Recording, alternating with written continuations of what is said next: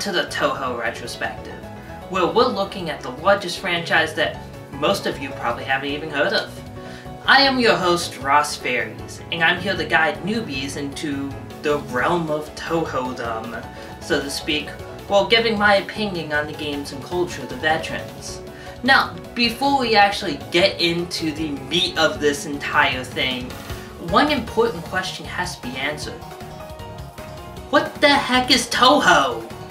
At its base, Touhou is a series of danmaku, or bullet hell shoot-em-ups and fighting games, but it's become almost a complete subculture in Japan.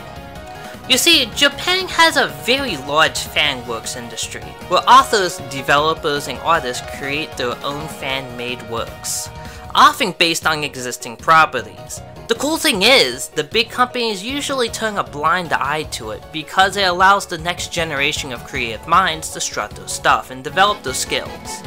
But that isn't always the case.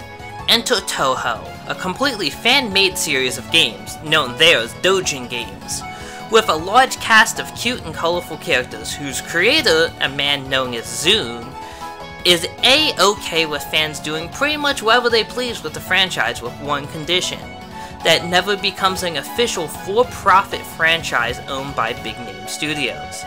He wants it to stay the domain of fans, and fans alone, and is even very picky who he lets merchandise his products.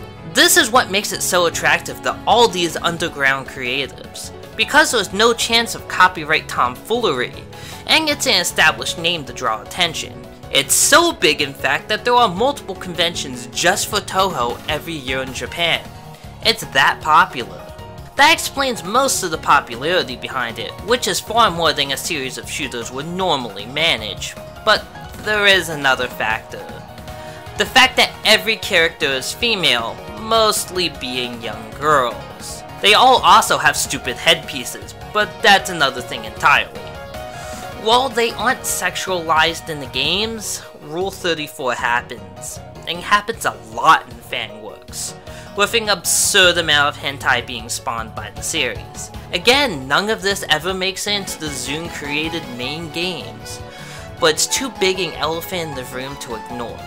Whether Zune is a pedophile or not, we may never know, but if he is, at least he's keeping it to himself. In the States, however, you don't just become a fan of Touhou. It's like some kind of secret cult, in which case you have to be brought in by someone willing to explain the quirks of the fandom to you. Certainly, the games themselves are highly accessible, but the sheer amount of memes, references, and culture surrounding the fandom is intimidating as all hell. So, I invite all of my viewers into the cult of danmaku. And yes, I'll explain what the heck that terrifying thing is. Don't worry. Now that you know what Touhou is, we can finally get started. Now, the first 5 Touhou games were released on the PC-98 series of computers in Japan, starting in 1996 with today's subject, highly responsive to prayers. Now, given the franchise, you would expect that this would be a simplified shooter of some sort, right? No. This is prayers in action, and it's definitely not what you would expect. Here we have an odd take on Breakout, where your goal is to direct a yin-yang ball to hit all of the talismans in the stage. To do so, the series' perpetual protagonist, Reimu Hakure, has 2 options: whacking the ball with the X key and shooting talismans with the Z key. If you take too long, the stage will randomly start shooting at you. If you survive so many stages, you get to fight a boss, which can only be damaged with the yin-yang ball. So in short, it's a game about a little Shinto priestess playing with a giant ball. So much for Zune's lolicon streak not infesting his games, right? The graphics are pretty simple, as you would expect from a PC-98 game, and Zune's earliest effort. The sound is kind of odd. The music seems to change volume seemingly at random. The controls are responsive at least, although the ball physics take some getting used to. It's also a pretty lengthy game, all things considered, for what it is. While there are a few characters besides Reimu in the game, mainly bosses, none of them would really ever be seen again. All in all, it's a humble first effort, and ironically, it's the black sheep of the series it spawned. But it's not a bad game in the least, it's just different. Now, for the entirety of this retrospective, I do not have physical copies of any of the games. And there's a good reason why. For many of them, especially the PC-98 titles, which are for a computer that didn't even come out here, they're incredibly rare, with only maybe the last, 5 or so games actually being available on the market at a mildly decent price. So, you'll have to excuse my lack of a copy to wave in front of the screen here.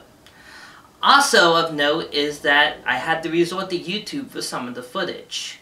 Specifically for the PC-98 games, because for some reason the emulator I used does not work with fraps. Go figure. I will credit footage wherever I took it, and it's pretty easy to tell footage that I took because, well, I kinda suck at these sort of games, so if someone is being a complete boss at it, it's probably not me. Again, I'll do my best to credit everyone that I pilfered footage from.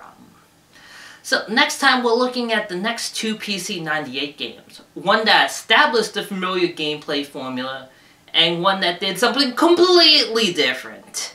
I'll see you then!